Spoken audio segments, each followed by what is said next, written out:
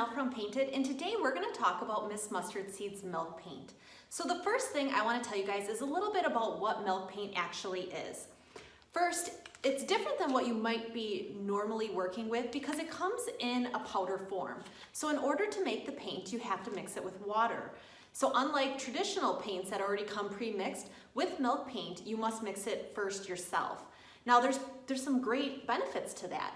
First of all, that means there's an indefinite shelf life. The stuff never expires. So you only mix what you need for your project. So I would never go ahead and take this whole bag and pour it into a container and then add my water, because a little bit of milk paint goes a very long way. So milk paint does come in 3 different sizes. It comes in a sample size. And with this, it's really truly just a sample. There's about 4 tablespoons in it, so it gives you a great idea of the color that you might be interested in, but it's not enough to do like a chair or a small project. It also comes in a quart-size bag, which is what I have here. And then some retailers carry it as well in a 2-quart. So if you do have a local retailer, check with them first to make sure they carry it in the large size, because some do and some don't. I have all of these on my website and available for you guys if you're interested. But let's back up a little bit and back to the indefinite shelf life. Once you mix the milk paint with water, then it does have a shelf life. And it's actually a shorter shelf life than what you would expect, because one of the ingredients in the milk paint is casein. And casein is how it comes from milk, and that's how it got the name milk paint, because that protein will actually spoil over time. So what I tell my customers is only mix what you need, and if you need more, mix more.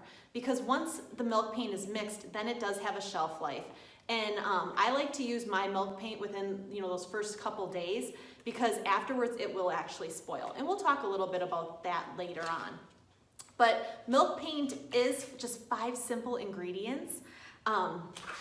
It comes with, in the bag, it comes in all different colors, and we'll talk about those too. But the 5 ingredients are clay, limestone, chalk, casein, that protein we just talked about, and then natural and synthetic pigments, which gives it its different colors.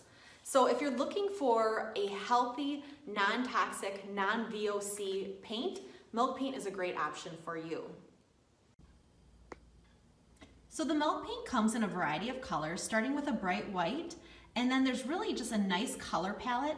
They have both their classic collection along with European inspired colors.